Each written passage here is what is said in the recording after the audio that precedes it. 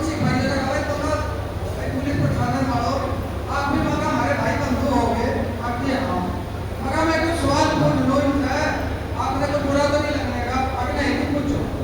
तो मैंने सिर्फ एक ही सवाल करा कि एसपीओ साहब आप वो आदेश दिखाइए जिसके तहत आप इन गाँव वालों के बिजली के मीटर उतार रहे। तो उसने मेरे से सिर्फ पहले तो हिचका, हिचकने के बाद उसने मेरे से कहा कि कहाँ से क्या ऑर्डर है आपके पास? तो उसने कहा कि ऊपर से। तो कहा ऊपर कहाँ से?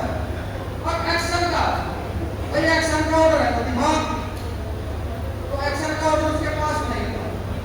बोला गारंटी का पूरा हमारा वो एक्शन ऑफिस पड़ता है, क्या गारंटी वहाँ चले जाओ? मैं कहा वहाँ क्यों चले जाऊँगा भाई, मुझे यहाँ दिखाओ, अगर तेरे को ऑर्डर है तो तुम भाग ले, हम तेरी सपोर्ट करेंगे, अगर नहीं है तो दूसरे मीटर का आग नहीं लगा सकता इसका लेकिन। तो मैंने इतना ही कहा था, इसके बाद मेरा नंबर नहीं पड़ा वहाँ से कुछ भी करने का, और कितनी जनता चढ़ा के ऊपर, और वो एसडीओ भी और मैं जेई भी सारे के सारे इधर गाड़ी सड़क है उस पर पल्ली बिठाकर उसको बैठा लिया। अब उस पर परमिशन उसने ये भी ले रखी थी अपने अधिकारी से ऊपर तक सीधा मीटर भागने की, जो उस पर रिवीन का था। तो मैंने ये भी पता लगा कि इनका परमिशन भी नहीं है, तो मैंने उनसे कहा मैं इनका सिर भी बहुत सके हाँ, इनका ये आदेश भी नहीं हमारे गाँव मानेगा। तो कुल मिला के ये रहा कि कम से कम 100 मीटर रोड खड़े होंगे और शाम तक वो पल्ली का बैठा कर घर शाम तक वो एक एक मीटर करके अपने सबका वापस लगा। और ऐसी एक घटना भी है मेरे साथ, बार बार मुझे उन्हीं चीजों में मजा आता है जहाँ से कहीं टकराने की स्थिति पैदा होती है। तो आप लोगों से सिर्फ मैंने एक कहानी क्यों बताई कि आप एक बार हिम्मत तो करें।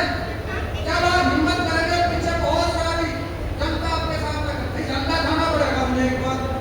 जब झंडा खाओ रखोगे कोई ना कोई तो उसके नीचे खड़ा होगा आगे, और जब हम झंडा ही खड़ा फेंक देंगे एक दिन तो कौन हो जाएगा उसके नीचे खड़ा? तो भाई मेरे को सिर्फ प्रत्यक्ष में प्रमाण की जरूरत नहीं है, हमारे डॉक्टर आपने झंडा खाया था, आज इतनी जनता आप लोग देख रहे देश का प्रत्येक राज्य ऐसी कोई जगह नहीं जहाँ जनता सरकार वोट देने कोई नहीं जाता।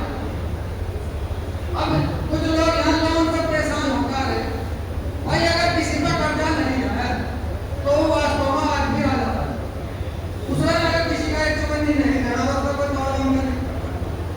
लेकिन हम हर आदमी सुबह से शाम तक एक भी काम अपनी मर्जी से नहीं करते, हमारे को मजबूर करा जाता है, और वो मजबूरी हर व्यक्ति के सामने है।